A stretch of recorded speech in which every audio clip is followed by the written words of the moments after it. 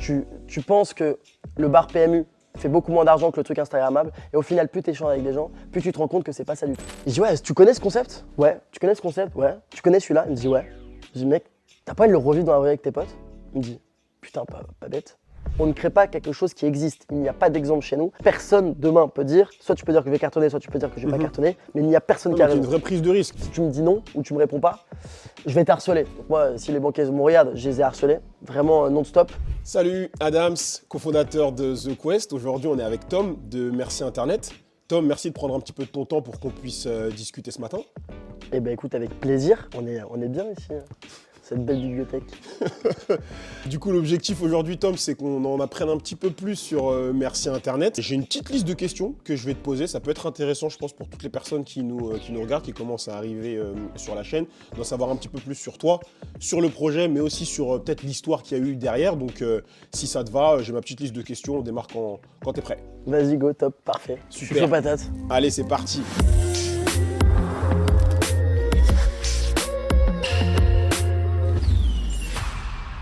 Je pense que parmi les gens qui nous regardent, tu es peut-être le projet qu'on connaît le plus. C'est celui qui aujourd'hui est assez visible sur les réseaux sociaux. Mais nous, on a envie de savoir un petit peu c'est quoi la genèse du projet, hein. Comment tu en es arrivé à Merci Internet? Est-ce que tu peux nous en dire un petit peu plus? Comment l'idée est venue? Peut-être quelles sont les étapes par lesquelles tu es passé pour en arriver à la version qu'on a aujourd'hui? Je suis sûr que ça peut être hyper intéressant. Ok, top. Eh ben écoute, très bonne question. Alors, c'est vrai que on pose souvent la question maintenant comment l'idée est venue. L'idée, elle est venue d'un constat. C'est ce qu'on s'était dit à l'époque, en tout cas avec Maxime, un des cofondateurs. C'était, moi j'étais un garçon qui se faisait quand même beaucoup chier, ou en tout cas qui se retrouvait pas quand je sortais, etc. Je trouvais qu'il manquait des choses, il manquait des endroits où on pouvait sociabiliser, ou en tout cas avoir un endroit un peu cool, un peu fun, sans prise de tête, pour que tu puisses découvrir des gens. Pardon. Et en fait, un jour, on est en. Il faut savoir que dans The Quest, tu as 5 étapes, tu as 5 calls. Au bout du 5e, il faut quand même avoir une petite idée parce que sinon, voilà, tu continues en ping-pong toute ta vie, quoi. Et j'ai toujours été l'enfant qui a toujours des idées, une note remplie d'idées. Et bah, il faut qu'il y ait 5 calls. Et bah, au bout du 5e call, mes idées, elles marchaient pas parce que toutes les idées qu'il y a sur iPhone, on sait très bien qu'elles sont sur iPhone, quoi. Donc ça montre bien que tu vas jamais les monter. Et donc, du coup, je me dis, mince, qu'est-ce que je vais faire et tout. Et à ce moment-là, on est 1 heure avant le call avec Maxime. Et ce que je dis est une histoire pratiquement vraie, ou en tout cas dans mes souvenirs, c'est exactement comme ça que ça s'est passé. Moi déjà, j'ai regardé pas mal de concepts YouTube. Je suis pas un fan, je suis pas un addict à la Paris Games Week ou quoi, mais en tout cas, je regarde YouTube depuis maintenant beaucoup d'années. Et je tombe sur une vidéo, en tout cas une émission, sans dire son nom, où il y a des humoristes dans une salle, et le but c'est de pas rire. Et là, je vois ça. Et donc moi, je vois que le best-of. J'étais même pas, la saison venait de sortir. Le call avec Maxime commence dans 10 minutes. J'ai toujours pas d'idée, mais je me dis, bon, de toute façon, il faut y aller, donc j'y vais. Et Maxime, il me dit, ouais, alors, t'en es où? T'as une idée et tout? Et moi, je dis, ouais. J'ai hyper bien avancé et tout. Donc là-dessus, c'est fake it until you make it. Hein, donc j'essaye de rabâcher. Et à un moment donné, je lui dis, attends, mais Max, t'as quel âge, toi?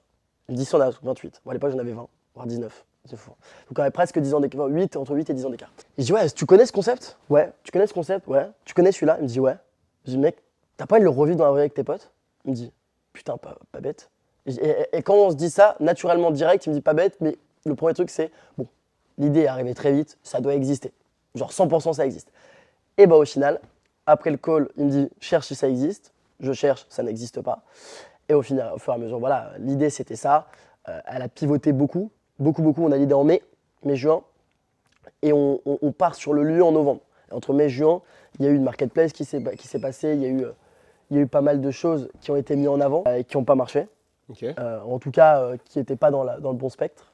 Et donc, du coup, on a commencé vraiment à travailler sur ce qu'on voit aujourd'hui le 28 octobre.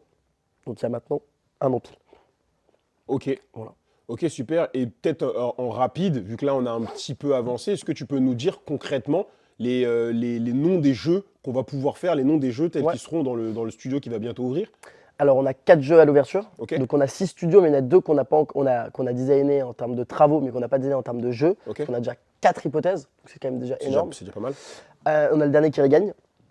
Le concept est simple, vous êtes dans une pièce, il faut être un des derniers à rire. Tout le monde ne rira pas, mais en tout cas, on a créé un game design qui fait que normalement, les gens vont passer un super moment. Ce qu'il faut retenir, c'est que Merci Internet est là pour passer un moment de ouf dans un nouveau lieu qui va en fait voilà, tu vas rire en fait. Ce qui en 2024 est souvent très rare.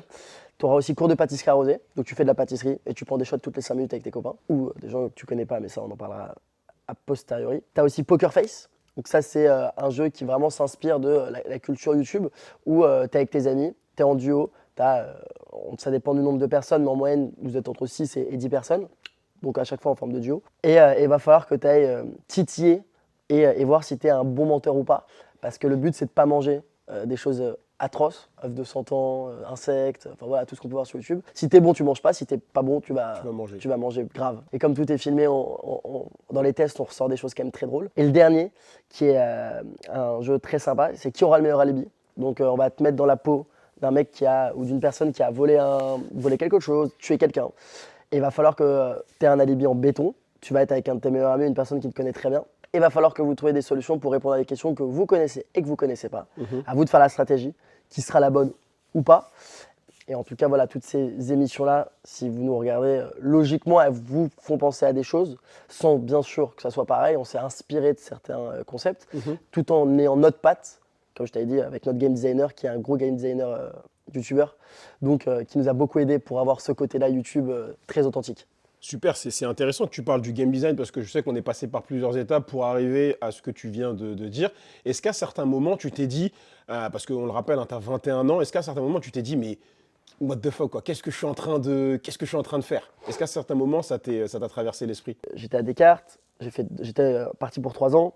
Sur les 3 ans, j'arrête à la 2e année, je rencontre Maxime et tout ce qui est The Quest. Opportunité, je fonce, ce qui est mon caractère. Donc pendant 6 mois, je suis à fond. Même si à ce moment-là, quand tu quittes le système, tous tes copains te disent non, mais c'est con, mec, il te restait 1 an, quoi. C'est un peu la logique de t'as fait 2 ans pour rien. Et ça, je l'avais pas du tout, donc ça, c'était chill. Par contre, ouais, à un moment donné, je pense qu'au bout de 6 mois ou 7 mois, moi, dans mon cas en tout cas, qui était un cas complexe, c'est qu'il n'y avait rien de concret avant qu'on ait l'argent ou le lieu. Donc on avait beau faire des game design, on avait beau faire des tests, ce qui a été pendant longtemps, on a fait des tests, mais j'avais toujours cette frustration de me dire, je teste, mais en fait, c'est les gens qui me connaissent, c'est ci, c'est ça. Et donc c'était compliqué d'avoir vraiment, est-ce que les gens veulent vraiment le faire? Et après, voilà, au fur et à mesure des tests, là où j'ai été mauvais, c'est que j'ai commencé par le dernier qui regagne. C'était pas la meilleure idée du siècle. C'était même une idée très conne parce que c'est le plus dur. Et donc là, maintenant, on fait l'inverse avec notre game designer. Et en vrai, bien sûr que tu as cette question de où est-ce que je vais, pourquoi je le fais. Mais tu as su outrepasser ces doutes Ouais. pour vraiment bien avancer. Ok, non, mais c'est hyper intéressant. Et bon, il y en a qui regardent la vidéo et qui ne te connaissent pas forcément. On sait que tu es quelqu'un de très résilient. Donc moi, ça m'étonne pas du tout d'entendre ça, mais c'est bien que les abonnés regardent, que les abonnés l'écoutent, pardon. Ok, et du coup, tu nous l'as dit, ça va être un beau lieu que nous, on a eu la chance de visiter au cœur de Paris. Trouver un lieu comme ça, c'est vraiment pas quelque chose de facile. Est-ce que tu peux nous dire un petit peu comment ça s'est passé? Est-ce que pour toi, c'était un énorme coup de bol? Est-ce que vraiment, tu es allé le chercher avec les dents? Comment ça s'est passé pour trouver le lieu plutôt? Pour trouver le lieu? Ouais, et ben alors ça, c'est une très bonne question. Le lieu, c'est un des trucs les plus durs. Ou en tout cas, c'est pour ceux qui nous regardent et qui veulent aller dans ce secteur-là, en tout cas, secteur du coup du physique. Surtout avec un nouveau concept, on a 2 problématiques. La jeunesse et le fait que tu dois convaincre le bailleur. C'est-à-dire qu'un bailleur, tout le monde ne se rend pas compte, mais quand tu vas dans le physique, le bailleur prend tous les risques avec toi. Alors parce qu'on est en France, c'est un peu comme dans tout, le bailleur, lui, ce qu'il veut, c'est qu'il y ait quelqu'un qui paye. Donc en fait, quand tu arrives, en face de lui, il y a 2 dossiers. Un restaurant traditionnel avec mon concept, lui, il sait que le restaurant traditionnel, il va générer 12% d'EBITDA, il sait qu'il va être payé. En tout cas, dans les 3 premières années, en tout cas, c'est plus clair de savoir. Mon concept, on n'en sait rien. On va te vendre du rêve, on va te vendre que ça va marcher, mais c'est tout ou rien. Donc lui, il prend des risques parce qu'il va on a des mois de franchise, pendant tant de mois, on ne va pas payer, après on va payer, mais si on ne peut pas payer plus, lui, il doit me virer. Le fait de me virer, aux yeux de l'État, c'est compliqué, il ne peut pas me virer comme ça. Donc le bailleur, il fallait le convaincre. Mais avant de parler par le bailleur, il faut quand même trouver le local. Ça a été simple, ça a été simple, pas du tout. Ce que moi j'ai mis en place, c'est quand on se dit, à l'époque, on va sur un lieu, tiens, moi, il faut que je me forme au lieu, parce que moi, j'y connais rien. Donc, voilà, sans passer dans les détails, mais je sais, pendant 3 semaines, un mois, je bouffe tous les podcasts, j'ai dû prendre 2000 heures de podcasts, que ça soit sur le marché. On te voit dans des restos, dans des lieux, des tiers-lieux, etc. Bah, j'ai fait tout le quartier du 2e. Donc, que ça soit, comme je dis, du bar PMU tenu par une personne jusqu'au restaurant un peu sympa, branché parisien. J'ai parlé avec tout le monde parce que je trouve que c'est important quand tu te lances dans un secteur, en tout cas dans un secteur comme le mien, c'est un business où tu penses que le bar PMU fait beaucoup moins d'argent que le truc Instagrammable. Et au final, plus tu échanges avec des gens, plus tu te rends compte que c'est pas ça du tout. Donc toutes tes croyances, elles sont en fait hyper limitantes et t'es pas du tout dans la réalité. Donc c'est pour ça que ça m'a fait énormément de bien. Et puis surtout, c'est incroyable. C'est comme quand demain tu montes une énorme startup de la tech. Si tu pouvais parler avec tous les gens de la tech à la Silicon Valley, tu le ferais. Donc moi, c'était un peu pareil. Donc j'ai fait ça. Une fois que j'ai fait ça, je me suis dit maintenant, il faut trouver un lieu. Donc j'ai commencé à appeler. Moi, j'avais un ami qui était dans l'immobilier. en alternance et tout, mais un mec qui me faisait confiance. Donc, je l'appelle, je lui dis, mec, écoute, j'y connais rien. Ce qui est vrai, hein, moi, ma grande phrase, c'est j'y connais rien, aide-moi, tu vois. Il me dit, ok, écoute, Tom, en vrai, le prix du mètre carré à Paris, 1000 euros du mètre, c'est pas déconnant. Plus de 1000 euros, c'est un peu déconnant. Donc, tu te dis, ok, 1000 euros du mètre, c'est quand même pas mal, ok. Bon. Tu te dis ça. Et donc là, ça avance, ça avance, ça avance. Donc lui, je lui dis, ok, comment tu peux m'aider, etc. Et je vois qu'il va m'aider, mais c'est complexe. Je me dis, il faut que je parle à tout le monde. Donc en fait, c'est simple, je suis allé sur Internet, j'ai tapé toutes les agences immobilières et j'ai appelé. J'ai appelé, excusez-moi, bonjour, voilà, j'ai appelé. Il faut savoir que moi, quand j'appelle au téléphone, on a l'impression que soit je suis une meuf, soit j'ai 14 ans. C'est qu'en fait, il y a quand même. Non mais, tu vois, derrière le téléphone, tu dis qui est ce type, etc. Et à chaque fois que moi j'allais en rendez-vous, les mecs, c'était compliqué de me croire. Parce que je leur dis, j'ai 300 000 euros sur le compte. À l'époque, j'ai même pas 100 000. Enfin, en tout cas, on est en train d'arriver aux 100 000, mais je les ai pas sur le compte. J'ai quand même, je crois, à l'époque, 20 ans. 20 ans, ouais. À l'instant, je viens de les avoir, donc je suis encore très jeune. J'y crois, etc. Mais tu vois, c'est que c'est des mecs qui se déplacent, qui m'amènent dans des lieux où ils voient bien que je me dis, mais qu'est-ce que j'y connais rien. J'arrive dans des quartiers, dans des lieux qui sont dégueulasses. Et donc, du coup, ouais, non, j'ai appelé tout le monde. Et en fait, quand tu appelles tout le monde, ce qui est dingue, c'est que tu vois directement celui qui veut te baiser instantanément et celui qui veut pas te baiser. C'est-à-dire que le mec qui te propose un truc à 35 000 euros par mois, plein Paris, 300 mètres carrés, Eiffel, bon, lui, il t'a pris pour un dindon. Lui, il t'a pris pour un fils de quelque chose, qui pense que t'es milliardaire et tu vas te toller grave, mais lui, il va prendre sa com. Donc, du coup, lui, tu le next direct. Et après, au fur et à mesure où tu avances, tu te fais copain avec des gens, des mecs commencent à un peu bien t'aimer, te rendre compte que peut-être que tu vas être plus de temps, mais en tout cas, que tu es résilient et que tu vas y arriver. Et j'ai de la chance de trouver une agence qui m'a fait confiance dès le début, en janvier. Parce qu'il faut savoir que le local, la première fois que je le visite, j'en ai visité une quinzaine, vingtaine à Paris. La première fois que je visite ce local-là, en tout cas, que j'ai signé, qui est dans ma rue, hein, donc je le vois tous les jours depuis 8 mois, je l'ai visité le 7 janvier 2024. Je l'ai signé en septembre 2024. Donc on se rend compte que quand même le chemin parcouru par le bailleur, par Ouais, l'agence ça a été quelque immobilière, chose de très ouais, très long. il fallait réussir à galvaniser toutes ces équipes-là, toutes ces personnes-là, parce que oui, ils veulent tous à la fin, l'agence va prendre sa com, le bailleur est content, sauf qu'en fait, le bailleur de base voulait pas du tout un concept commercial internet.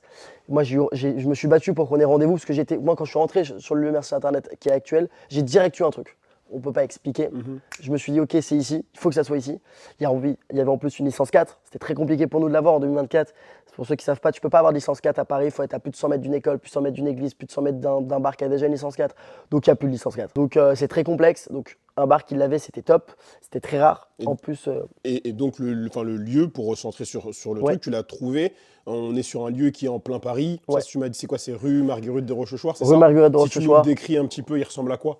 Et déjà rue Marguerite de Rochechouart, 50 mètres de l'arrêt de métro Cadet, plein central de Paris, 15 minutes à pied de Bourse et 10 minutes de Grand Boulevard. Donc on est vraiment dans Paris même. C'est un lieu qui fait donc 210 mètres carrés, 110 mètres carrés au rez-de-chaussée, 100 mètres carrés au sous-sol. Donc on a approximativement ça. On a tout changé, on est en train de tout casser là. Et pour parler un peu plus du lieu, c'est un lieu, vers Montmartre, un peu sympa, qui a été designé par un des meilleurs designers parisiens qui s'appelle Uchronia, et on lui fait une bise. Et je pense que, en tout cas, je peux que expliquer ça, après décrire Bien tout, sûr, les bien gens sûr, vont pas non, mais pouvoir c'est se déjà, projeter. c'est déjà pas mal, franchement, c'est déjà pas mal. 4 mètres de hauteur sur le plafond. Ce qu'on peut, ouais, très, très, très Au intéressant, RDC. et ce qu'on peut du coup retenir par rapport à ça, c'est que toi, au final, ce qui a été important pour le début de cette aventure, et notamment dans la recherche de ton lieu, c'est parler avec des acteurs du secteur Ouais. et y aller, j'ai envie de dire, avec du courage, quoi. On n'y Ouais. connaît pas grand-chose, on l'assume et on y va, 100%. on y va à fond, quoi. 100%. Mais je disais à tout le monde, j'y connais rien. On m'a invité à des. Moi, donc, il y a une plateforme qui s'appelle. Il va me tuer, putain, j'ai oublié. Bon, c'est une plateforme qui met en relation des bailleurs dans des agences immobilières avec des mecs qui créent des concepts et tout et des franchises. Moi, j'y vais. À l'époque, je suis le plus jeune, je dois avoir, ouais, j'ai 20 ans. Et ce qui est dingue, c'est que quand moi j'arrive là-bas, tout le monde se dit, ah ouais, t'es un alternant, t'es en agence immobilière. Je dis, non, pas du tout. Il y a mon logo, merci Internet, l'ancien, cofondateur, personne ne comprend rien.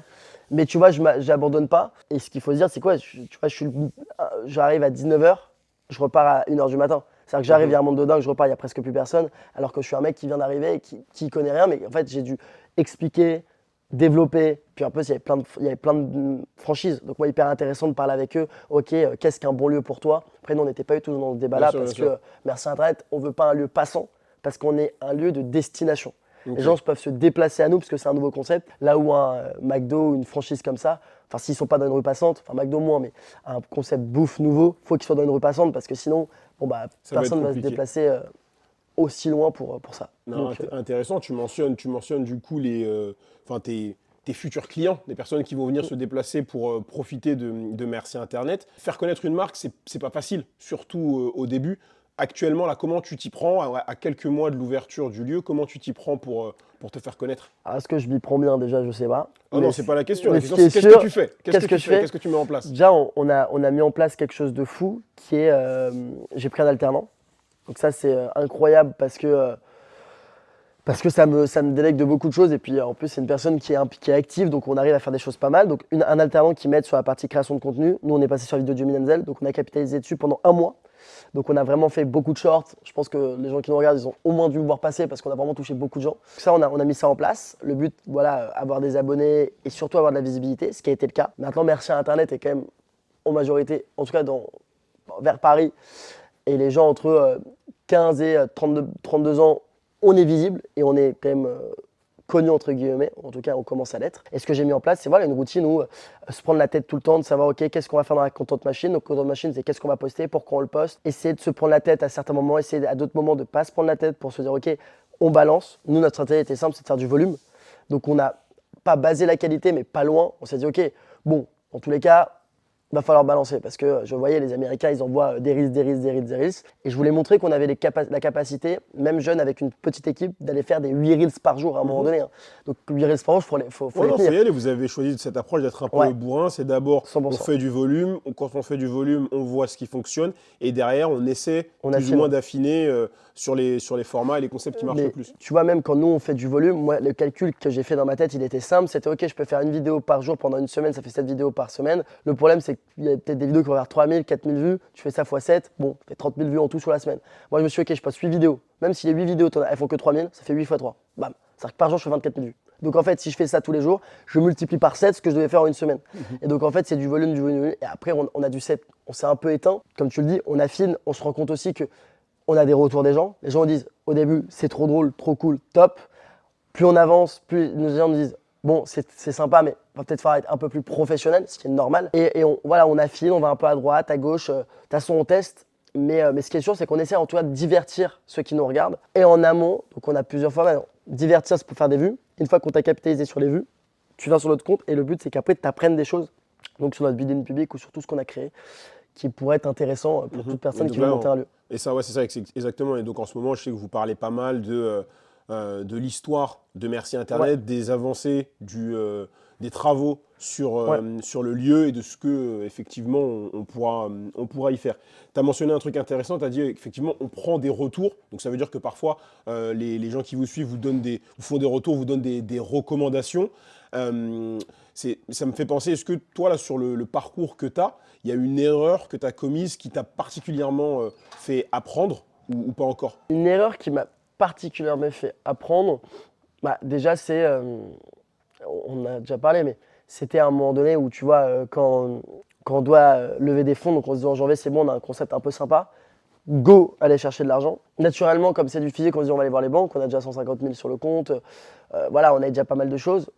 Factuellement, c'est pas du tout comme ça que ça marche. Une banque, elle voit arriver quelque chose qui s'appelle Tom Lothaire, qui a quoi, 20 ans, qui voit après une personne de The Quest qui en a 28. Donc déjà, là, les croyances, elles sont plus que limitantes en face de ces gens-là. T'as beau avoir la niaque que tu veux, l'énergie que tu veux. Moi, il n'y a pas un banquier qui n'a pas cru en mon projet. Il n'y a pas un banquier qui m'a pas dit, putain, si je te finance pas, ma femme va m'en vouloir toute ma vie. S'il voit ça, je me rappellerai toute ma vie de celle-là. Et au final, tu commences en janvier les rendez-vous. Donc déjà, tu as réussi à convaincre un expert, donc un courtier en banque qui lui t'accompagne, ce qui est déjà un énorme point. Dans un concept comme Internet, il faut bien mettre en tête, on ne crée pas quelque chose qui existe. Il n'y a pas d'exemple chez nous. Personne demain peut dire, soit tu peux dire que je vais cartonner, soit tu peux dire que je ne vais pas cartonner, mais il n'y a personne qui a raison. C'est une vraie prise de risque. Pour tout le monde. Ouais, pour tout le monde. Tout le monde. Le risque, il est là.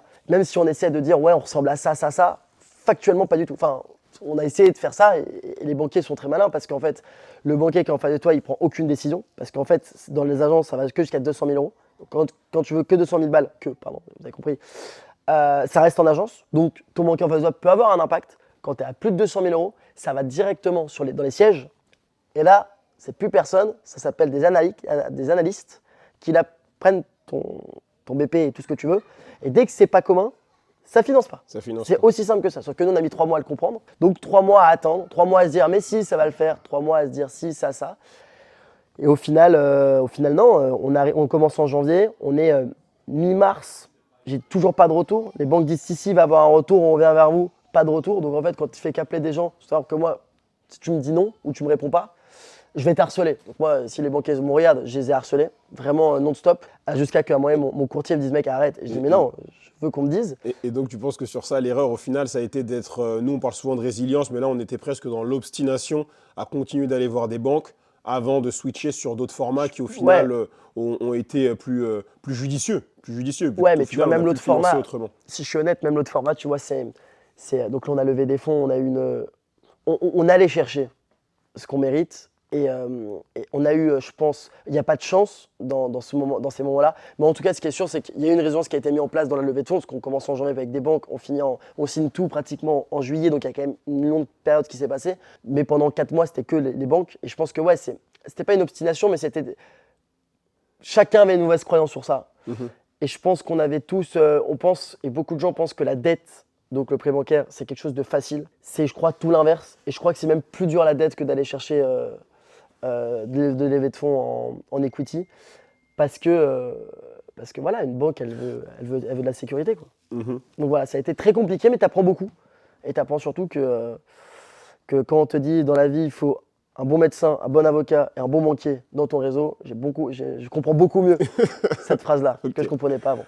Ok, super. Tu mentionnes pas mal Maxime ou le reste des équipes de The Quest. Est-ce que, peut-être en 2 mots, tu peux nous dire concrètement ce que ça a changé pour toi entre soit les débuts de Merci Internet et maintenant, ou alors même le début de la vision entrepreneuriale que tu avais et maintenant? Écoute, très bonne question. La question qu'on me pose tout le temps maintenant, est-ce que The Quest a un impact sur moi? Moi, ce que je réponds toujours à cette question-là, et c'est vrai, il y a un avant, un après, en tout cas dans ma personne, parce que j'ai une personnalité qui pensait tout connaître quand j'arrive chez The Quest, qui était jeune, qui a déjà une boîte, qui pensait que je faisais 80 000, je pensais de faire des milliards déjà, donc dans ma tête, j'étais Steve Jobs, alors que pas du tout. Quand j'arrive, c'est à des moments conflictuels, parce que je pense être le meilleur et vous m'apprenez par A plus B que ce n'est pas le cas. Grosse remise en question à des moments. Il n'y aurait pas Merci Internet sans The Quest, je le pense sincèrement, en tout cas actuellement, ou comme il est designé. Non, même dans ma maturité, dans ce que je pense, dans comment je réfléchis, dans ma résilience, j'en parle souvent, mais quelque chose qui m'a traumatisé à vie, c'est quand on me dit on va lever des fonds et je dis chaud patate et que pendant 3 semaines, il y a ce foutu deck qui veut pas être qu'on modifie toutes les 10 minutes. Il y en a un qui me dit A, l'autre qui me dit B, l'autre qui me dit C. Moi je fais A, puis après je fais B, puis après je fais C. Puis le B qui m'avait dit C, il me dit qu'il faut faire A. Donc en fait, moi j'en pouvais plus. Il faut savoir que quand même pendant 3 semaines, ce que les gens ne peuvent pas comprendre, c'est que c'est un deck, ça fait 12 pages. Je me suis assis pendant 3 semaines sur ce deck, mais je fais rien à côté. Rien du tout, à part répondre à 2 appels. Ça veut dire que vous multipliez le nombre d'heures sur une semaine fois 3, juste sur un deck, tu deviens fou. Fou. Et en plus, tu renvoies le deck, et à chaque fois, tu as un qui dit pas mal, mais. Et tu trouves des fautes, et tu te rends compte que tu as un gros problème. Et ça, ouais, tu vois, La résilience, c'est ouais, bien. le côté résilience et le côté aussi, tête brûlée, je l'ai toujours gardé et je l'ai toujours. Mais un peu aussi ce côté où, tu vois, vous nous faites confiance au début. Dans la mentale que j'avais, c'était de, ok, ils me font confiance, on y va. Moi, j'ai pas de PMF, ou en tout cas, je peux pas le prouver parce que c'est du physique. Donc, va falloir que je prouve autrement que je suis bon. Et donc, voilà, il fallait aller parler à des gens, fallait se faire connaître, fallait aussi essayer de casser les portes. Et à la place de toquer et de rentrer, j'étais un peu bourrin et je pétais les portes. Et donc, vous étiez aussi là pour me dire, ok, Ça fait partie de tes énormes qualités. Ça, d'ailleurs, ça, on l'a toujours dit. Hein, on va le dire correctement, ton courage t'emmènera très très loin et ça t'a déjà emmené là où tu es aujourd'hui. Et nous, on est vraiment persuadés que ça va t'emmener encore plus loin. Donc ça, franchement, on le sait, c'est quelque chose qu'il faut garder. On en est certain. Et on est sûr que c'est que le début pour Merci Internet. On a un petit peu parlé de ce qui allait se passer dans les prochains mois. Donc le lieu va ouvrir, ça va démarrer. Et nous, on est certain que ça va très bien se passer. Est-ce que tu te projettes un petit peu déjà sur Merci Internet dans 5 ans, dans 10 ans? 100%. Où est-ce que tu te vois? Où est-ce que tu vois Merci Internet? Moi, je vais dans te 5, dire 10 ans exactement. Il y a pas longtemps, j'ai parlé avec une personne qui a un groupe un peu très sympa, qui m'a donné beaucoup de conseils, qui m'a dit écris, parce que moi j'ai tout dans ma tête, mais il m'a dit écris-le. Écris tes objectifs et où est-ce que tu te vois dans 3, 5, 10. Alors dans 3, post ouverture, c'est simple, donc je vous dis exactement ce que j'ai noté. Hein. J'espère regarder cette vidéo dans 10 ans et me dire putain, je voyais encore trop petit. Dans 3 ans, je vois quoi? Si ça marche bien, post ouverture. Donc 6 mois post-ouverture, tu comptes 3 années. On s'est développé dans 5 villes des capitales les plus influentes d'Europe. grosso modo Londres, Berlin, Amsterdam, Barcelone, Lisbonne dans l'idée. Donc on a 5 lieux Merci Internet qui sont là-bas, designés et créés pour l'endroit. En tout cas, on fait la même vibes. On va aller dans chaque pays, on va aller choper les concepts qui marchent bien, on va aller s'implanter et on va aller montrer qu'il y a un nouveau concept d'entertainment. Le but, c'est de buzzer, de faire la même stratégie, d'aller chercher de l'influence, des gens qui vont pouvoir rentrer au capital pour au plus nous faire avancer. Une fois qu'on est dans 5 pays d'Europe, c'est-à-dire qu'on a implanté la marque internationalement, là, on la franchise. Donc là, c'est simple. Chaque lieu qu'on a développé, on va dire aux gens, maintenant vous pouvez vous développer Merci Internet dans des villes plus petites. Je ne pense pas que Merci Internet, en tout cas dans des lieux de 600 mètres carrés, va aller s'implanter dans des petits villages de 100 000 habitants. Je pense que Merci Internet a une vraie vision d'aller dans des salles. Exemple, une salle de sport, vous allez avoir peut-être 1500 mètres carrés. Sur 1500 mètres carrés, il y a peut-être 50 mètres carrés qui n'est pas utilisé, parce qu'il y a des cours, mais qu'au final, on ne les fait pas. Le but, c'est d'aller mettre en avant une licence. Ils me diront, mec, ok, bon, écoute, t'as rien à faire. Nous, on a créé une solution qui est 100% digitale, en tout cas 100% automatisée, qui est très sympa. La clé en main, clé en main. Quoi. Voilà, tu payes une licence, tu me donnes des redevances et moi je peux m'implanter chez toi en 3 semaines parce qu'il y aura des process qui auront été mis en place, des gens avec qui on travaille depuis longtemps. Et une fois que ça s'est fait, donc sur 3, donc 5 ouvertures, les 4 années qui suivent pour la année 7, tu développes la franchise grâce à la personne qui maintenant est associée à nous. Ça peut aller très vite. En tout cas, les leviers pour qu'on aille beaucoup plus vite.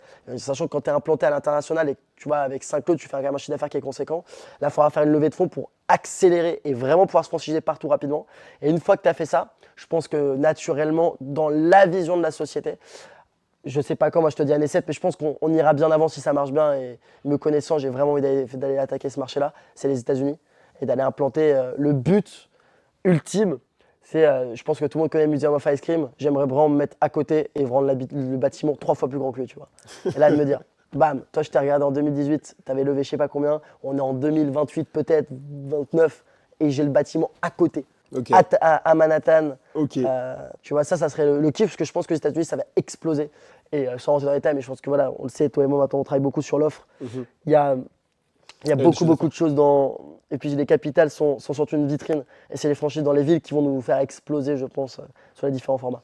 Ok, et peut-être dernière petite question, vraiment sans parler de regret, est-ce que depuis le début de ton aventure, si jamais tu pouvais, j'ai envie de dire, remonter le temps, est-ce qu'il y a quelque chose que tu ferais différemment? Je ferais rien différemment, je pense que j'ai fait ce qu'il fallait faire. Je suis resté comme ce que je pense être, humain. J'ai appris avec les gens qui m'entouraient autour de moi.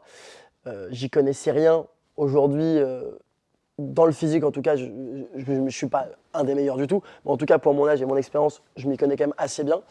Et donc, non, je ne ferais rien de différent parce que je pense que j'ai fait plein d'erreurs, mais c'est avec ces erreurs-là que j'ai appris et que je me suis remis en question. Et je pense que, mais tu vois, on parle avec ce que The Quest a appris, mais c'est la remise en question, je pense, qui est hyper importante chez The Quest. Si tu ne te remets pas en question, et on le voit, moi j'ai commencé on était 10 en septembre 2023. On est en novembre 2024. Sur les 10, il y en a beaucoup moins. Enfin, il y en a qui sont arrivés, d'autres qui sont partis, d'autres qui sont revenus. Et je pense que ce qui marque un temps entre tout ça, c'est pas l'idée, c'est pas l'exécution, c'est vraiment la résilience, comme tu l'as dit, mais surtout la remise en question.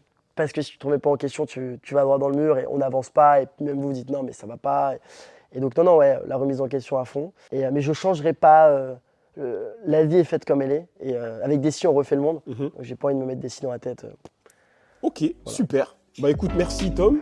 Merci à ceux qui ont regardé la vidéo. J'espère que ça vous a permis d'en apprendre un peu plus sur Merci Internet. Pour ceux qui veulent en savoir plus sur Merci Internet, sur l'histoire, sur l'aventure au quotidien, vous pouvez retrouver Merci Internet sur Instagram ou sur le site internet, donc merciinternet.com. C'est le meilleur moyen de se tenir au courant des avancées du projet et surtout, peut-être, pour les plus chanceux, de faire partie d'une poignée de ceux qui pourront être invités à la grande soirée d'inauguration qui aura lieu dans pas si longtemps. Merci à tous. Au revoir, merci. C'était chambé.